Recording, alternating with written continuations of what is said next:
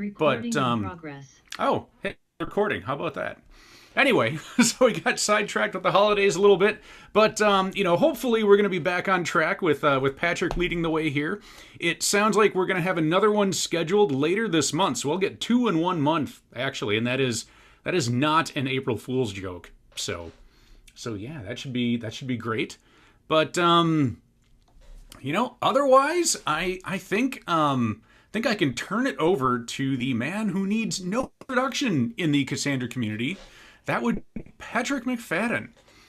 Hey, Patrick is going to take us through CEP 21, talking about transactional cluster metadata and kind of what you need to know about it as far as operating a Cassandra 6 cluster going forward. All right. Well, Patrick, hey, I all think it's all right. yours, So, bud. we should have done before then is done this whole business where we test out which part of the screen we're going to actually share. Because here I am. Look at me. Got to But figure it but out. we were just chatting with you. I mean, that's more important. Yeah, we were having a great discussion. This is how you know it's an informal meetup kind of thing, and not like, oh, this is definitely not corporate. All right, now do you see my slides?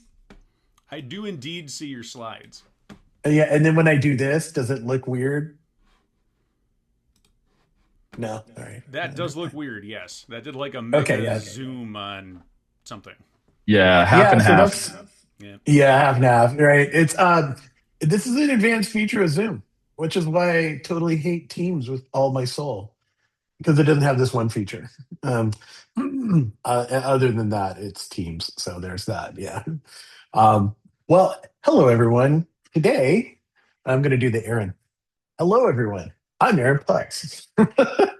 Isn't that soothing? We were the other day. We were talking to Aaron. Like, you should do like ASMR for operators. That'd be great.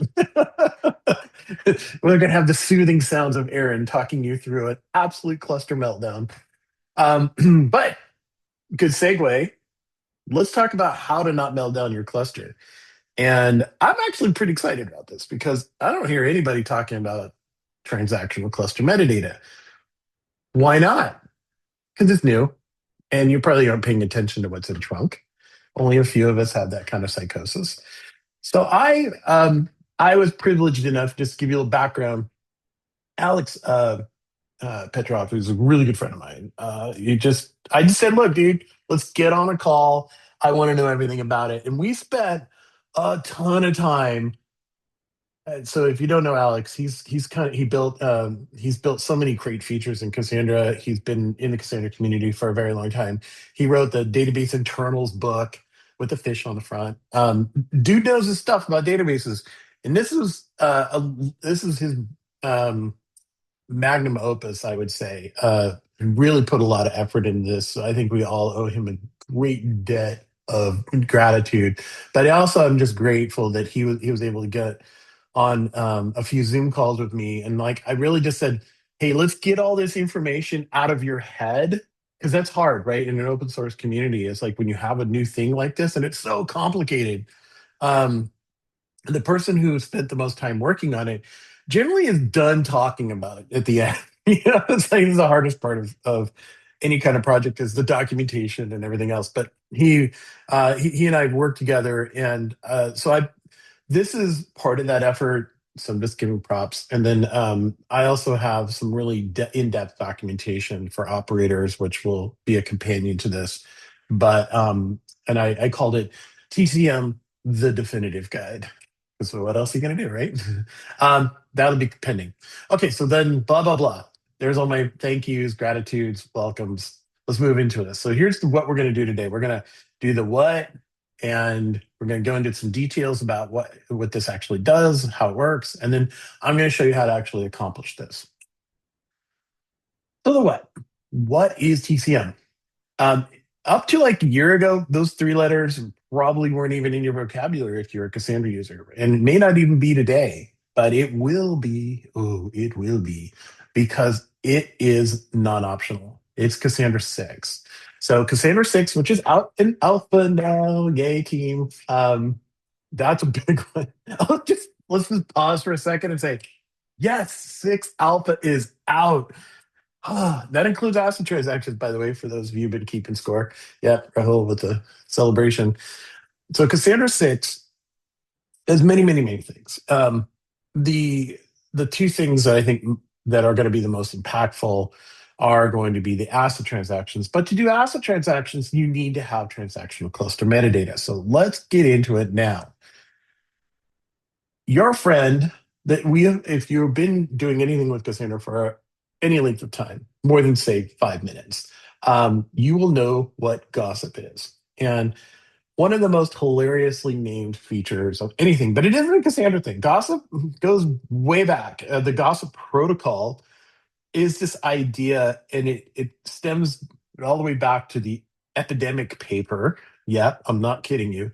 And the epidemic paper was how information can travel, and it used viruses as an analog. So I think we all enjoyed the COVID years and know how things all of a sudden it starts out as a little outbreak and then all of a sudden it's everywhere, right? Well, that concept, it's like we'll leave it to computer scientists to say, well, that about it. Let's talk about viral outbreaks and how we can translate that into computer science. Well, that concept of information will propagate through a network and how it does it was the core of what the gossip protocol was about. And gossip is used in other things, like it was a big part of Akka, for instance. But what it does is it is really core to how Cassandra works as a distributed system.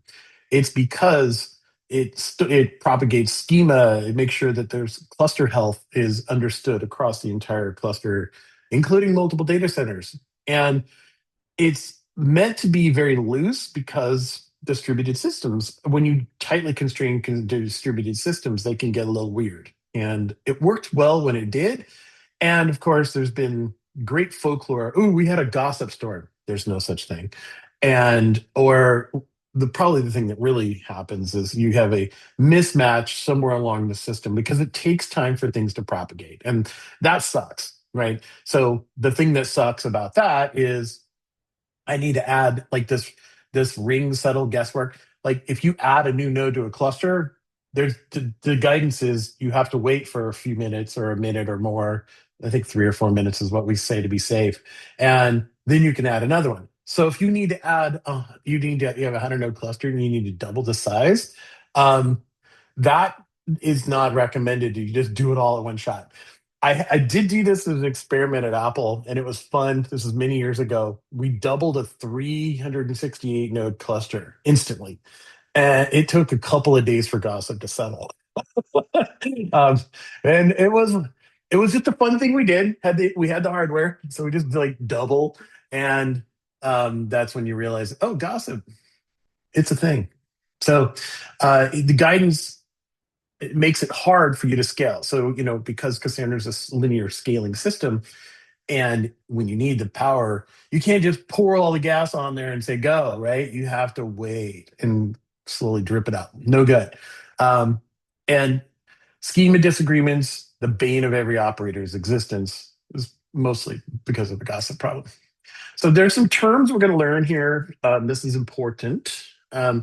We have these are only for TCM, but these are just important terms for you to understand. Like, what's an epoch? We use epochs as like a version number. Like, this is when things change. The cluster metadata service, CMS, which you'll be hearing about a lot, is a core part of this.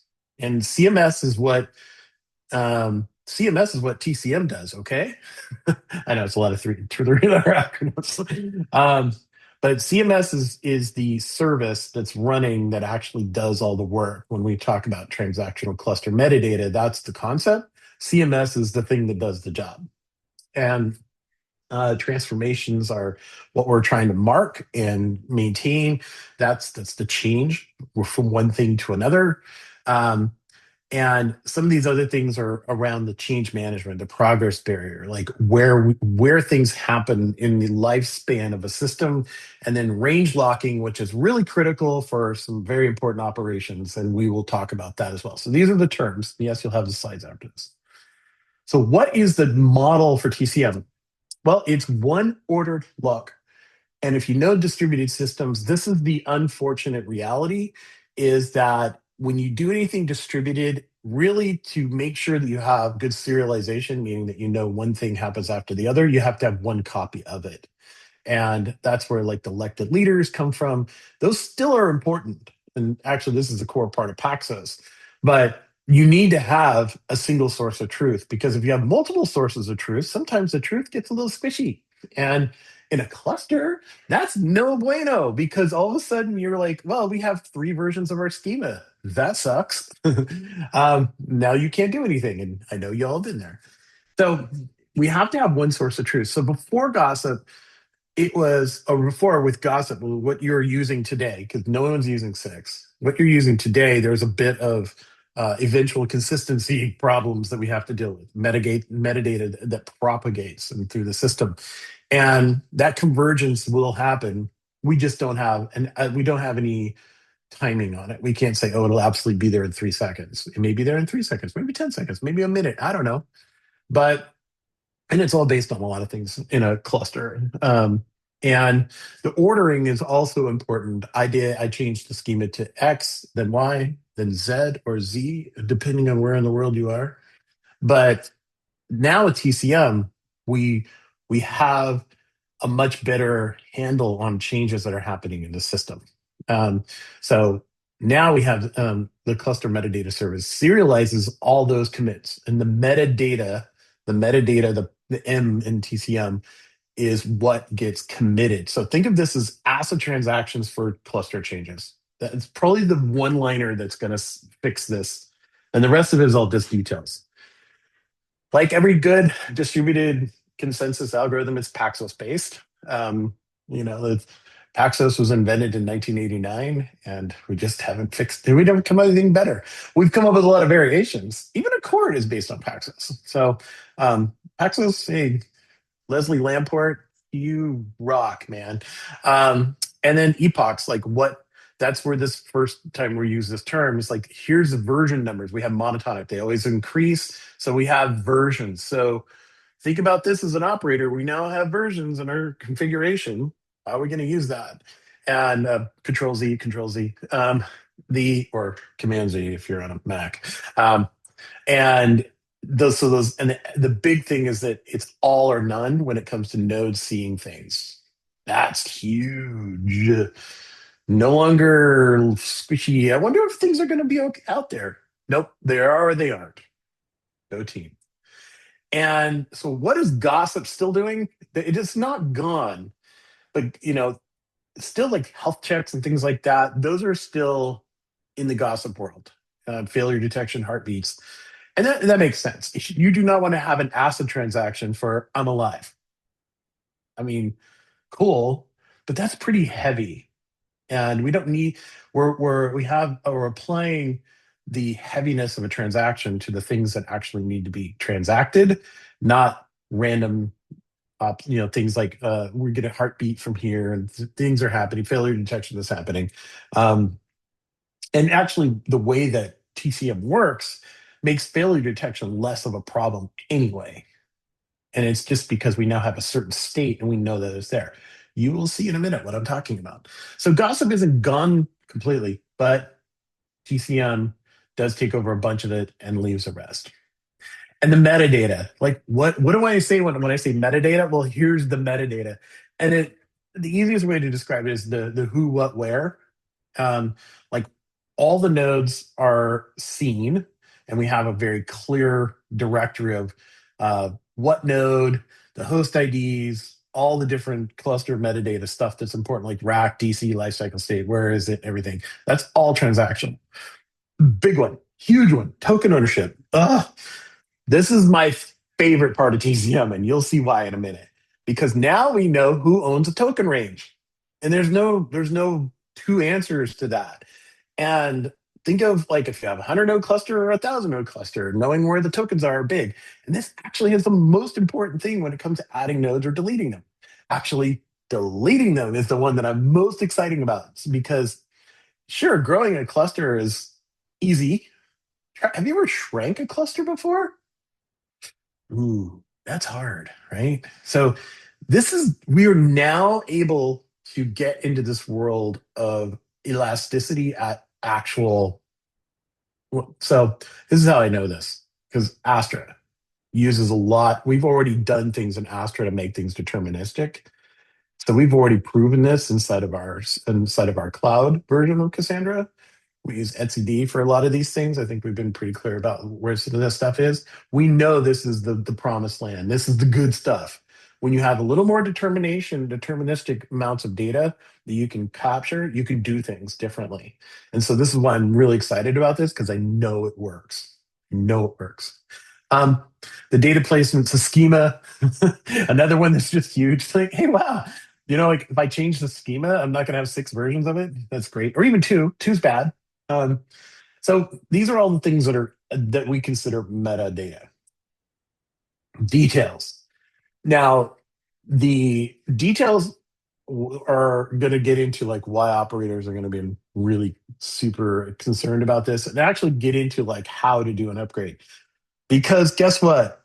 You're going to upgrade.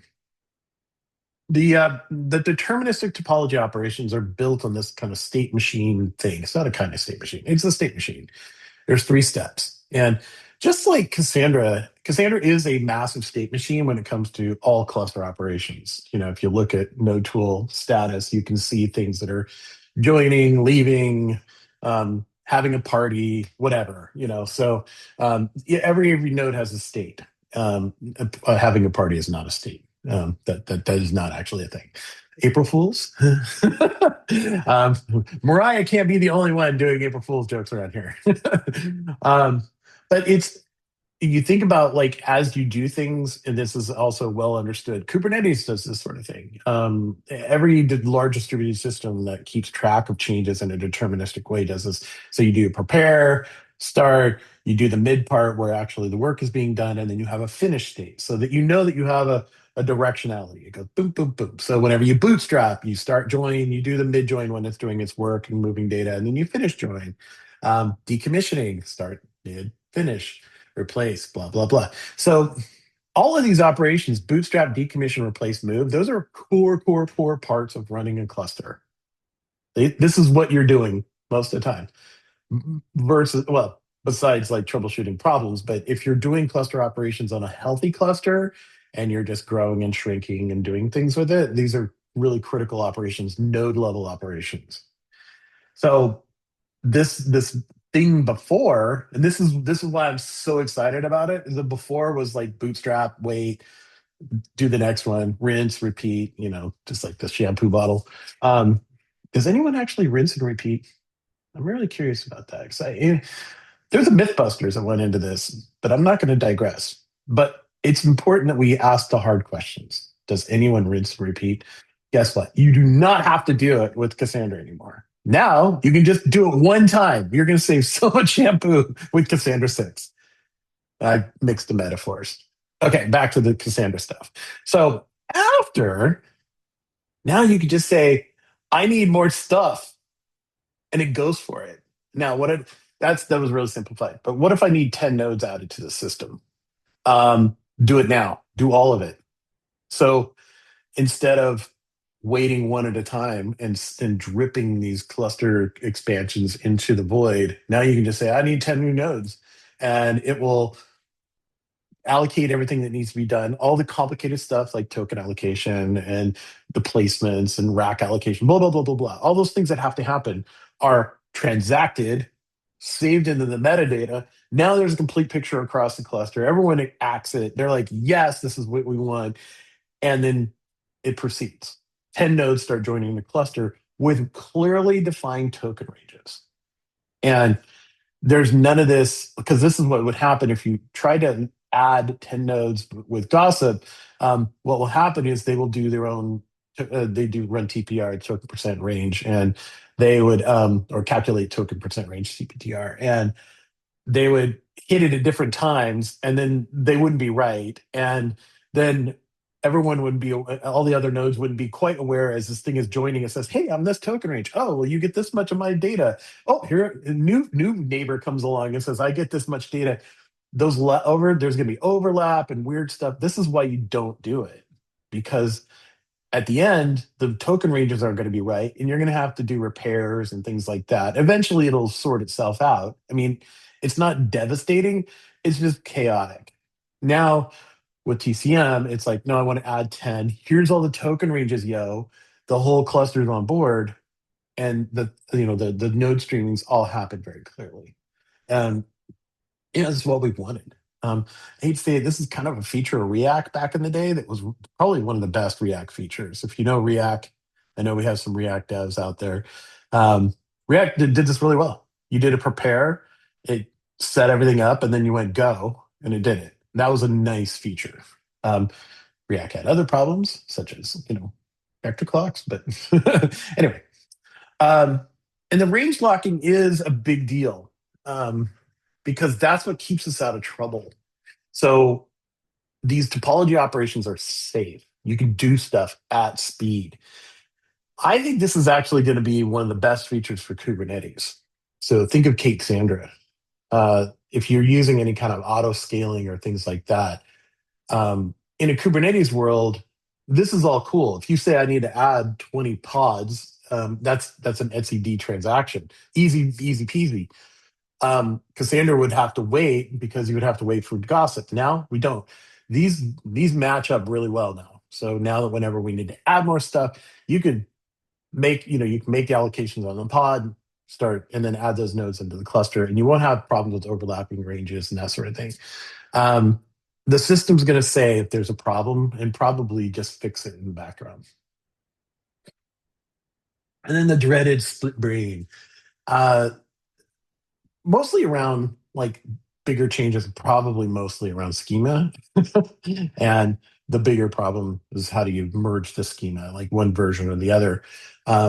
That silent data loss risk is a thing with split brain. That means you have some nodes that think they own certain ranges and other nodes that own other ranges, or the schema is not quite matched up.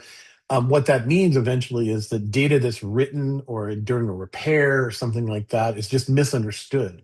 So in a repair, if it's like, oh, I don't own this data, dump. Well, that's bad because it actually did. It just didn't have the correct state of information. And it's why things like repair and schema mismatch are such a high priority item for folks that run Cassandra clusters, because this is the silent killer. You can lose data this way really quickly. And it's rare when it does happen, but when it does happen, it's probably on a Friday. So, because that's when it always happens. I like to think that TCM gives us the ability to make changes on a Friday. I said it. Wow, there's a controversial statement. We'll let someone else tell me if I'm wrong. So the failure modes are really clear, and that is most important for any operators. You need to have the information to make choices. And YOLO is not an observability feature. That's another quotable there for you. That single CMS node, and we'll get into how we run with CMS. CMS is a system, when we get into that thing, CMS is a system that requires quorum between the nodes because it's using Paxos. And so we have good failure modes with CMS and the way that CMS is working. And I'll go through some best practices on how to run your CMS, or how to set up a CMS so that you do get a happy life with your transactional cluster metadata. And we can all go on vacation very safely. Just have Claude run your cluster for you. Probably not a good idea. The performance impact, and I said transactions are part of the system. It does not affect your read and write path. There's no overhead. It only is enacted or brought in whenever you make changes to the metadata. So you could be making schema changes. That's not going to affect your nodes. You're not going to, TCM just adds no overhead to the nodes themselves. So the data path is untouched. It lives by itself. So when you hear transactions, ACID transaction, sure, that's in the read and write path, right? But TCM is not that. And I mean, I know that probably is kind of obvious to some folks, but it needs to be said. By using TCM, you're not going to see a lower performance on your cluster. Let's go do this. So the operator playbook is the most important thing in my book for this because um, I love runbooks. One of the things that the last pickle did, which I absolutely loved, was their awesome runbooks. That was, they were just easy to follow and they went through scenarios. So we're gonna as an homage to the pickles, we're gonna do a little bit of a runbook, but by slide. But again, this is the most important thing because this is what you're actually going to do. You're actually going to work with this. Um, we're going to walk through what I think is going to be the likely first thing you'll ever experience TCM with, which is upgrading your 5 to a 6. And that's important to understand. When you go from Cassandra 5 to Cassandra 6, you're in TCM land. This is not optional. This is the step change. This is why 5 exists and why 6 exists.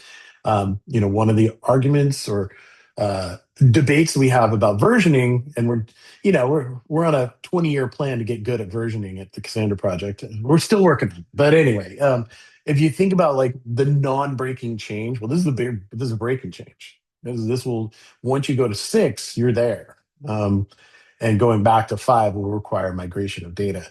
And it's because of the cluster management. It's not the data itself so much. Now, granted, if you get into ACID transactions, that's a whole nother thing, but let's just talk about cluster management. So your first experience is going to be upgrading to nodes to Cassandra 6. And there's a few phases in here that we need to talk about. And this is where where you can do phase 1, which is you can upgrade it, staying in gossip mode before you enable CMS. And at that point, you do have the ability to freak out. Okay. And maybe cut back. Okay. Don't though. I mean, just go for it. You're in for a penny, in for a pound. Let's go. But I just need you to know that if you do the first part of the upgrade, and this may be a problem, let's just be good stewards of our cluster. If you upgrade and something bad happens, like, oh, you did the upgrade SS tables and something went sideways, like there's some like BTI format thing that just broke on your face, right? I don't know what it is, right? Just pick a random thing that you see on the dev list every once in a while. You're not stuck. You can go back at that point. So these are probably where the runbook is going to get a little more complicated, is like, how do you do like some pre-flight checks to make sure. Now, just like anything though, if you are one of those people, and I'm calling you one of those people because I know you exist, where you're going to take your production 5 cluster and drop 6 in there and you like do it on a Friday night. You get what you pay for, really there. But my strongest recommendation to you is resist the YOLO pull and say, you know what, we're going to set up a copy of our Cassandra 5 cluster and try our first Cassandra 6 upgrade on there. I really do think that's probably one of the strongest things I could say in this talk. No, I strongly object to you upgrading in place on your first cluster because you're going to learn some things in Cassandra 6 that you're going to want to transport to your production cluster. Don't do it the first time on your production cluster. Okay, now that I've thrown out all the warnings, the lawyers are happy. Let's keep going. All right, so the phase 2 is this initialization. We're going to walk through that. That's actually what gets you there. All right, now you have crossed the line. You are now into the world of transactional cluster metadata. Welcome, look around, enjoy it, but you're not going back. And then finally is like the day 2 operations, how to reconfigure it, how to manage it, that sort of thing. So let's walk through phase 1. So as we go through each one of our nodes, we do an upgrade. This is the thing, we do a node tool drain, making sure that we get all the data flushed to the disk. We stop everything, gossip everything. We stop Cassandra, install 6, you're like in place, restart it, and then watch. And then you do a node tool status, make sure that you're up, gossip is good. Now we do a node tool describe cluster. We're really at each point, we're just making sure everything's cool. So it's like whenever something happens, you go, are you cool? All right, let's keep going.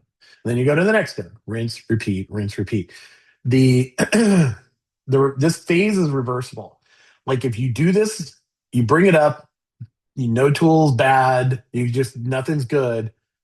That's cool. You can just downgrade the binaries. You can reinstall your 5 dot whatever, 4 dot whatever, and you're good. Walk away. Live to ride another day. But at this point, you're not going to do a whole lot. So during this window, here's your strong do not do list. Don't make any changes. And I mean, I know this is a funny thing, and we do run into this on the mailing list every once in a while. Someone's like, yeah, I was in the middle of upgrading and I wound up and I did like 6 schema changes and added nodes to my cluster and added a new data center. So like, oh good. Like kids, it's like one at a time. All right. You can't eat everything in your Happy Meal right now. All right, you have to do one thing at a time. And so this is a no-brainer list, but also a good list. If you find yourself doing anything on this list, stop immediately and consult your nearest Cassandra consultant, because you should stop. But when you do it, if you do any of these things, you are going to be testing some edge cases, and we'd like to know how it goes. So, tell us all about it whenever it breaks. This is an automation thing that we want to make sure that, like, and then this is why I put this little note of the disable your automation, because I've seen this 100 times too as a Cassandra consultant.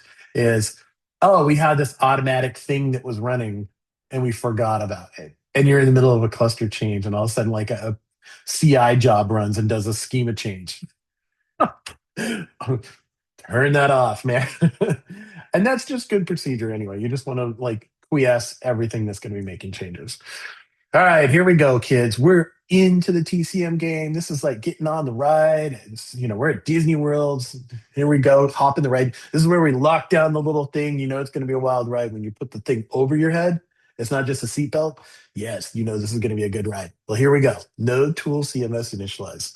And when that happens, the thing in Star Wars when the stars go like this, that's kind of like what's happening right now. But actually what's happening behind the scene is it's doing all the work that it needs to do to gather the metadata and start building out the transactional system. So CMS, when it initializes, it's creating all the Paxos domains. It's grabbing like how many, the initial, I believe, is 3. It creates 3 CMS nodes or 3 CMS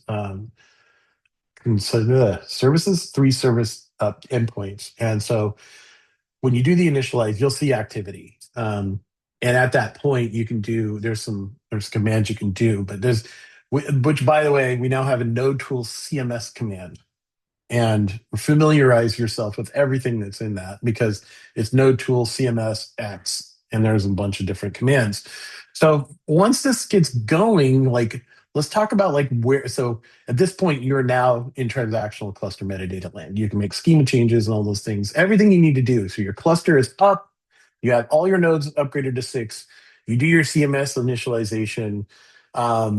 Happiness abounds. Now you're safe inside the warm hug of a transaction. But we need to do day 2. And day 2 is thinking about your configuration for CMS. And because we're talking about Paxos groups, Paxos is, of course, it's a consensus protocol that is based on a quorum between different nodes. So how many nodes you have. And the guidance, and thanks Alex for this, the cluster sizes are really the key here. So if you have a small, we say 12 nodes, a CMS of 3, that means you can lose a node and your CMS is fine.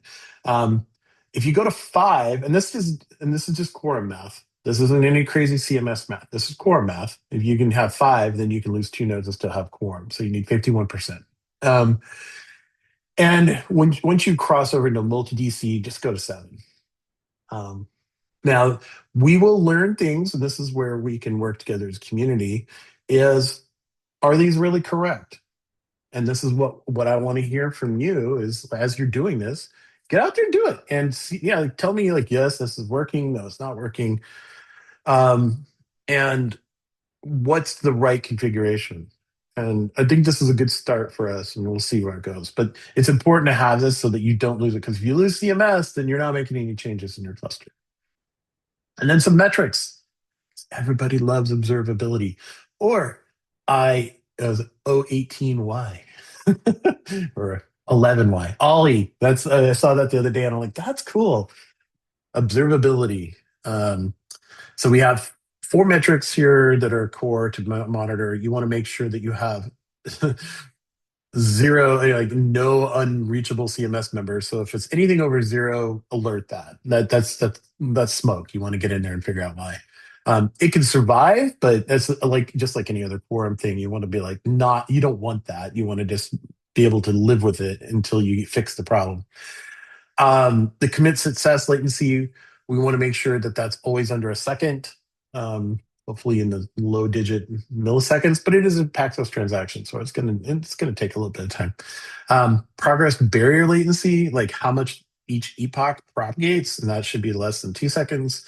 And the coordinator behind schema, like the schema lag, it should be near 0 all the time, and for reasons, right? You don't want to have any problems. So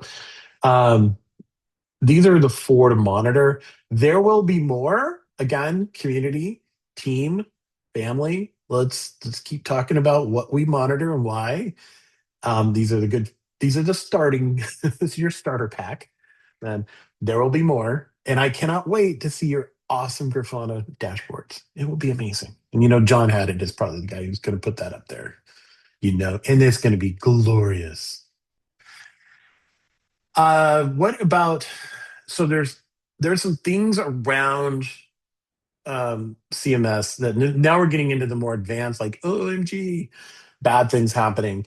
JMX, so the node tool command has a lot of commands. Like I said, the node tool CMS has a bunch of commands in there and operations, things like that. So there's things that happen, like the self-resolving things, like if a CMS node is lost, you bring it back up, it'll restore itself. That's self-healing. Epoch divergence, it'll heal itself. Node restart, mid bootstrap, it'll heal itself. These are things that'll happen that it can just deal with it. There is some operator action stuff that you'll have to learn on the node tool, like if there is a topology operation, reconfiguration, CMS gets wonky, what have you. And we will have more information about that. I mean, this is stuff that we should be sharing about. Like, my topology operation got stuck, and this is how I fixed it. Can't wait to community over code in October to hear about how people are working with CMS and TCM. And then there's the really bad things.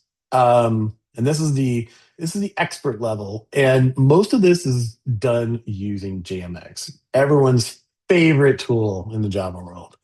I'm not really telling you the truth there. That is not their favorite tool. However, there's mbeans inside of Cassandra.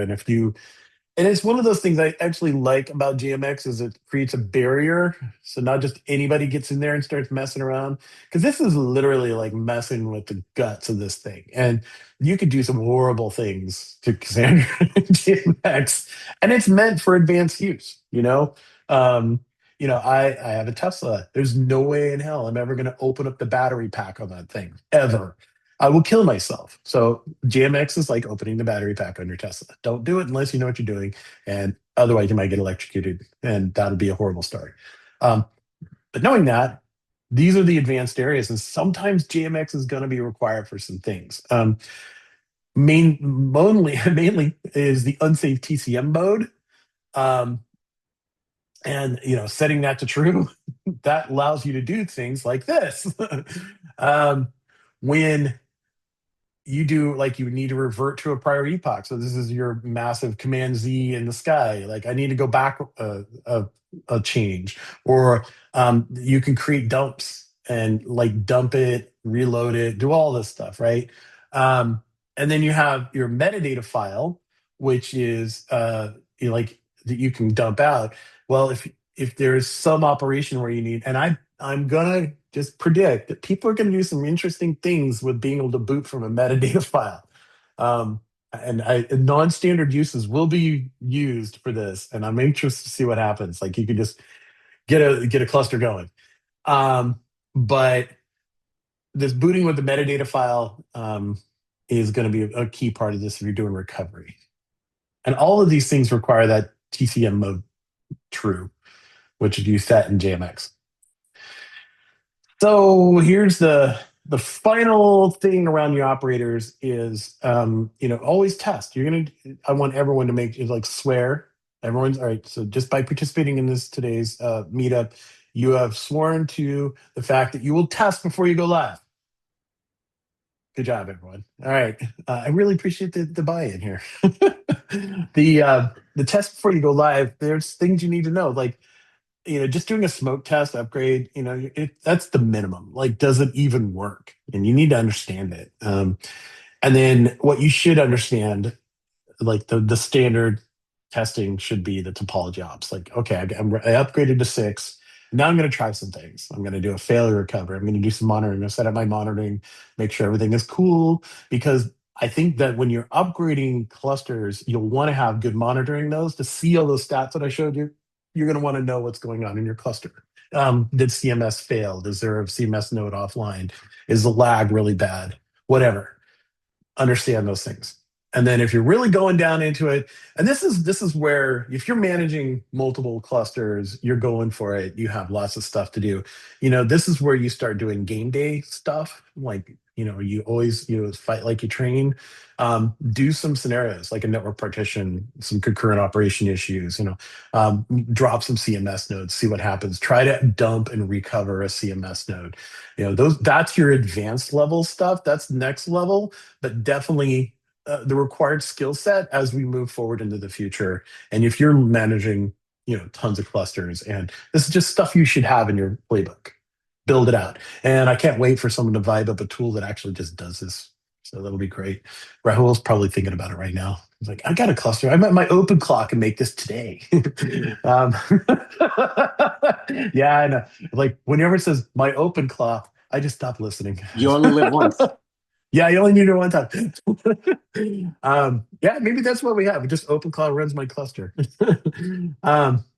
So the emergency recovery drill. The drills are so important, and I think a lot of I have a military background, and this is what we did all the time. We didn't do anything but just drill all the time. Why? Because the first time to figure out something out is not when the bullets are flying. Bad idea. So we're moving into, and this is my final pitch on this. We're moving into a whole new era of cluster management. This is where you will remember before 6 and after 6 when it comes to managing Cassandra clusters, because now we have TCM, of course, but we also have ACID transactions, which are really, now you can see why ACID transactions need this. An ACID transaction needs to make sure that schema is solid, that the data placement is 100% true. We can't have squishy in that. If you're doing ACID, those 4 letters require us to have a really, really solid foundation underneath it. TCM provides a solid foundation. It ensures that we have a solid look at the cluster, that when you make any data transformations, data mutations, that you're not going to have a problem. So that is great. I got lots of stuff in the chat. I got you. Hang on. If you're doing ACID, yeah, thanks, Brian. Yeah, if you're doing ACID, man, you should just use CMS. Just do it transactionally. Okay, so the resources. I need to find a place to put TCM definitive guide.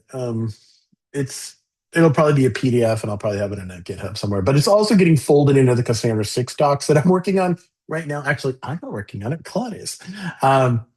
I probably just ran out of tokens in the middle of this too.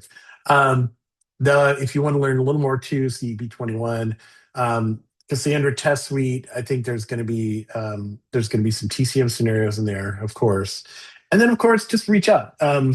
We have our Slack channel, which it can be pretty lively, and our dev mailing list. And dev is great because I think as we start moving to Cassandra 6, to speak up. Like, hey, I had a problem, and even if it's a false indicator, like that really isn't a problem, it'll be good because it sets up that FAQ, like frequently asked questions around upgrades. And finally, here's your 5 things to take away. So what is it? TCM replaces Casa for metadata. Hopefully you got that. And this is really a radical change in how we do our cluster management. Day-to-day apps are going to be safer. That's so what and why it's good. We get to do some new things that we never could do before, which is great. The now what I gave it 3. Upgrades are going to be your thing to understand today, because that's the next phase of our operation. We're going to go from 5 to 6. Understand how upgrades work. Understand when you go from phase 1 to phase 2, what that means to you, and then start thinking about how you work with CMS. CMS is a new mouth to feed, but it's a good one, right? It'll pay off if you take care of it. It's not like a Tamagotchi, which is kind of boring and just sits on a key ring. No, this is like a houseplant. If you take care of it, it'll look green and beautiful. If you don't, it'll look horrible, and your girlfriend will mock you. And that's yeah. Anyway, and then testing the upgrade, do those emergency drills. Let's learn how to do this really good as a community, and not just fall into it on a Friday night. Let's learn, and then I would love to see some talks at the Cassandra meetup group, or anywhere like in the local meetup groups. We've been doing those in New York and some in San Francisco about how you're learning to work with the CMS and TCM. Like how are you doing that? Teach us some tricks. Show us some success. Show us some problems. The best Cassandra talks are, OMG, it broke, and this is how I fixed it. Or I made a mistake, and this is how I recovered. Those are the best talks ever. I still say the best series of talks was from Spotify in the early day, because their talk track was how to run Cassandra unsuccessfully. They were always packed, and it was great. They showed all the stupid things that they did and how they fixed it. Wow, let's see, where are we? Oh, I used up a lot of time. Okay, Q&A. Oh boy, let me go over to the chat here. Yeah, I've been keeping an eye on the chat there, Patrick. I suppose the first question of note is from Mariah. Said, "Will we get another definitive guide for Cassandra?" It's funny because I talk to Aaron at O'Reilly all the time, and he asks me the same question, and I'm like, bro, in the age of AI, do we need to be writing books like that? He hates that answer. I don't know, but I have 2 definitive guides that I'm working on right now. I'm working on an SS table, for a definitive guide for SS tables, which probably goes into details about SS tables that you never in a million years want, but it's still pretty interesting. I have to say it's probably one of the most complicated data formats I've ever worked with. I was really surprised by, but that's one that I'm working on. And in TCM, the definitive guide is an operator level thing. When I say the definitive guide, and this is a little tongue in cheek, but it's also meant to be at that level. Like, it's supposed to go in depth, and putting those up on a GitHub. Sure, go get it, kids. It's free to use, but mostly this is fodder for me putting into the Cassandra 6 docs. That's where it should really be. And the having an individual guide is a nice little thing to have on the side. You'll feed into Claude. All right. Let's see. I think Raul had a question in there, and then he had his hand up. I didn't know if it was for the same question or not, but Raul, go ahead, bud.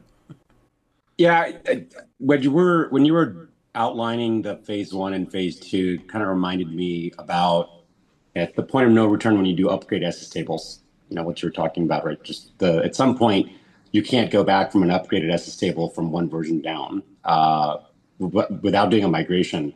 But it seems like if you are doing upgrades and you're on 4 and you're on 5, you're going to do a regular upgrade path, and this is just one part of it.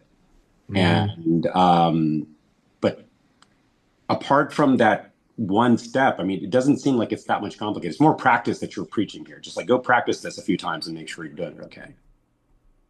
Yeah, well, and there's a couple of things here too. We're talking about cluster level and node level operations. So if you do an upgrade SS tables, and so let's say you go past the point of no return on your SS tables, like, oops, that broke and it's burning to the ground. You can't revert that, but you can drop the node and re-add it, right? Yeah. And because you didn't upgrade to CMS, then you're still in Cassandra's 5 gossip mode. And so you have the ability to go backwards if you need to. It's so cluster level operations. Once you turn on CMS and it takes over the whole thing, then you're now past that node, pointing over turn on the cluster. Yeah, I think I have to just do it to get my mind around it, to see it tactically. Yeah. Well, this is the practice that we need. I gave you the rough outline, the broad strokes, if you will. But I mean, we're going to all have to start doing this, and we're going to learn some things. So don't keep it to yourself. I know how you are, Rahul. You like to hold on to information. You just hate sharing. All right, who's next? Well, I had one about you had that table up with the recommended CMS configurations based on like cluster T-shirt sizing of like small, medium, and large. Let me bring it up. All right, there it is. One. Yes. Yeah, there we go. So you're saying I didn't have an extra large? Is that per cluster or is that per data center? You know what I mean? Cluster, because I did say DC down here. Very large multi DC. Okay, so I don't need CMS nodes to be able to have a quorum inside of a data center. Yeah. So yes. So it's because it's Paxos domains. It's multi Paxos, right? So it has to go across the DC line. And okay. Well, that makes sense. If you think about like it gets into this thing of like, what is CMS actually doing for me? Well, of course, the entire cluster worldwide, if you have 10 DCs, then every one of those DCs needs to be on board with the schema changed, or here's the data placement. Yep. That makes sense when you start thinking about it in that term, like what it's supposed to be doing. So having, the split brain thing, like if you have 7 for multi-DC, you could lose an entire data center and still do CMS. Think about it in that regard. Same rules apply. I think the next one was Mariah was asking if you. Oh, sorry, not Mariah. Marjana was asking if you have a 3 plus 3 clusters, so 3 nodes in each of 2 DCs. I assume quorum is still 3. No, actually, so I just answered that 7, and it's because you need to. Yeah, I don't know if we're going to have like a 3 plus 3 type thing going on there. And shout out to Marjana, coworker, IBM. She runs a lot of clusters of Cassandra, and she's great. So if you need to be on the mailing list more, Marjana. But Wait, I hope does that answer that question? No. Well, is one CMS like I'm not quite sure when you choose CMS node, is that going to be like if you have 6 nodes in your Cassandra cluster, can you have more than 6 CMS nodes, or is it 1-to-1? No, you're going to have, so when you do this node tool CMS reconfigure and you put a number in there, it's going to I don't know how it does it. That's a good question of like, how does it determine where to put the CMS, like the services, where does it run the services? That's a good follow-up. But as far as I understand it will do some determination and say, oh, okay, I need to run it in these places. And I think the question I need to get answered is, how does it understand the rack or DC boundaries? Like, how does it understand topology? I'm sure that's in there, because Alex would be thinking about this. So that's a good question. We'll find out, and maybe I'll answer it on the mailing list. I think that'll be a good place. And I'll ping Alex and say, tell me if this is right. Yeah, because if you have a single node that has multiple CMS nodes or services, not sure how to refer to those, then it's going to have to be topology aware, just like everything else. Yeah, it's a good question. Okay, stumped. Got me again. And I was just wondering, for HCD, when is this going to be available in HCD? It has anything to do with Cassandra 6. So anything that's running Cassandra 6 is going to be running transactional cluster metadata. So any product like the Astras, HDDs, DSCs, all those things in the world that are commercial versions of things. I'm sure the Instacluster team is going to be rolling out 6 as well. If it says 6, it has TCM. Okay, but on HCD, I think it's built based on Cassandra 4.0, but it does have some features from Cassandra 5. So so it's going to have Cassandra 6. Features. Okay, yeah. Okay. And I think the reason everyone's going to want to go to Cassandra 6 isn't probably going to be TCM. It's because they want ACID transactions. Mm-hmm. Yeah, that's the compelling reason. But you can't have ACID unless you have TCM. Don't leave this table until you finish your TCM. Shelly had her hand up briefly. I don't know if she's still there, but hi, Shelly. I think most of them got answered. I think I was worried a little bit. I had 2 things, but one was related around security because of this being, denormalized and everything at a node level is the newest model. How is that going to handle the changes that companies are having to make now internally to think about post-quantum cryptography? Oh God, you busted out the quantum on me. You know what? Well, if you're not thinking about quantum encryption right now, you're already way behind the 8 ball. I mean, we're already having problems with SHA-256 right now as it is, and ransomware. Yeah. So when you think about how this functions, because this isn't, it's at a node level. Everything's at a node, and you certainly can't do things like you might do in other systems that are more RDBMS related. And so I'm just thinking about that because there's certainly more risk at a node level and you can't denormalize everything. So I'm just... Yeah, well, from CMS configure the CMS metadata, I mean, it's not encrypted inside the system, so inside the node itself. But everything is Java dependent until, so I'm just wondering, between how we do things at one level versus another level, and how is this latest version of Cassandra going to impact that? And is it really ahead of the 8 ball? Because, in the next several months, I'm not saying this, I'm sorry if I've caused a problem, but quantum encryption is going to be out. That's part of the community here, is we are a bunch of troublemakers. And so it's the long-standing tradition of Cassandra users worldwide to cause trouble. So congratulations, you're keeping up.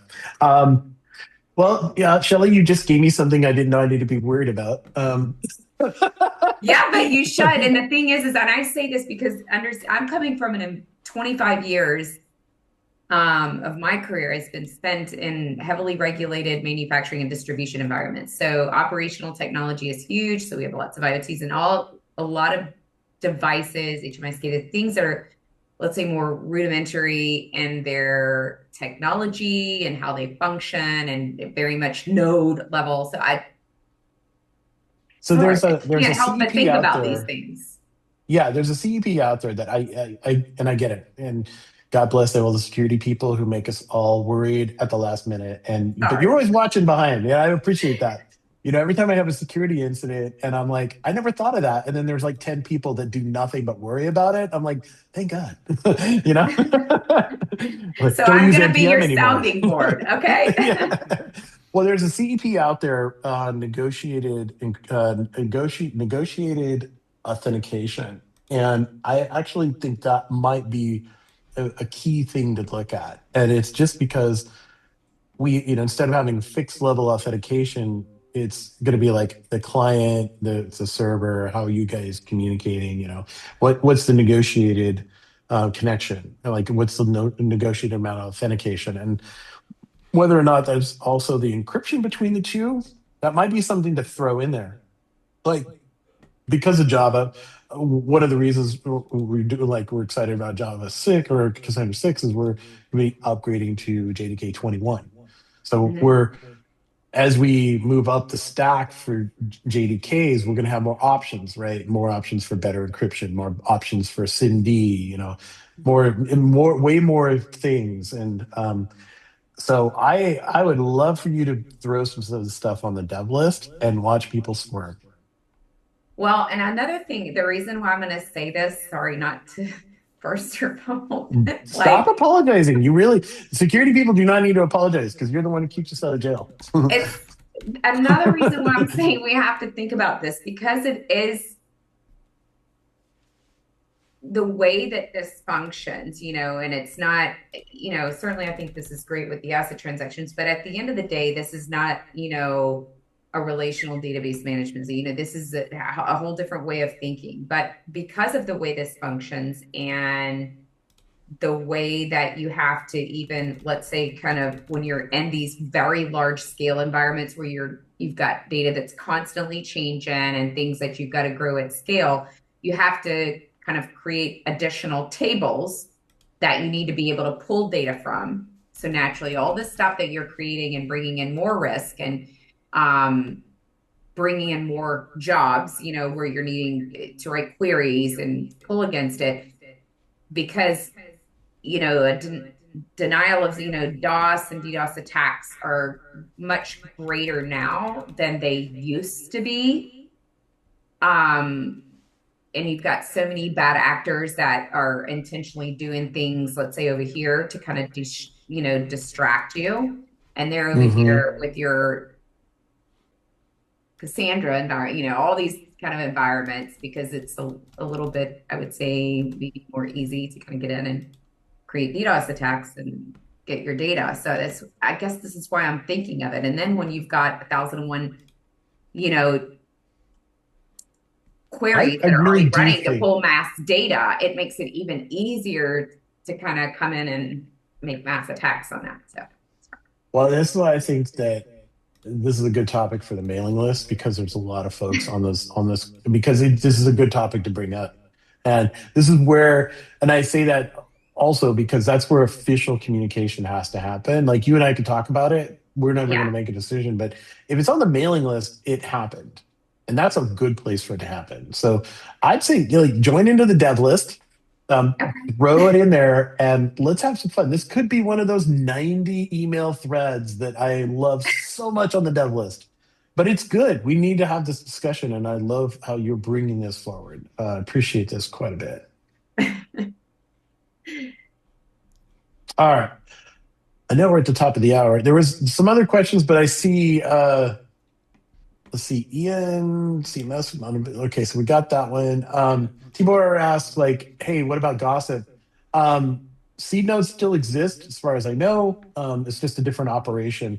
The seed node still provides much more than just gossip. It provides, that's the bootstrap information. So when a seed node is just, remember, there's no special designation. A seed node is not a special thing. A seed node is a list of running Cassandra cluster or running nodes in a cluster that have a version of the information. So same rule applies. So when you create your seed list, you're just pointing it at running members of a cluster. It could be all of the members of a cluster if you want. So it still needs a connect, says, hey, and it has to do the welcome and all the other things that have to happen. None of that has to do with gossip. Gossip is something that happens way later in that process of node joining. And so what's going to happen is it's going to get that initial load of metadata anyway. Like, it has to do all the checks, make sure, is this you said you weren't joining this cluster, is that true? And then it's going to get here's the current state of the cluster and all these things. So I don't think any of that's going to change, and I don't see why it would. All right, looks like people are just dropping out of here like flies, but I really appreciate all the great questions. Hey, we've got a whole new thing here. I'm glad you joined us today. There's really, good questions, but also this is the beginning of this conversation. Please keep it going. Mailing list, do a meetup, do a presentation at a meetup. How I want the first person to do this, I will send you something. I don't know. I'll look around my swag boxes, but I upgraded my Cassandra 5 to Cassandra 6, and this is what happened. There you go. Awesome. That's the one we need. Yeah. Right. Okay. Aaron, I'm done. All right. Well, hey, thanks, everyone. If you have further questions, you can reach out to Patrick or I on LinkedIn, of course, and, we're happy to help you all out. All right. Hey, Patrick, thank you again, and we'll see everyone later. Thanks, Patrick.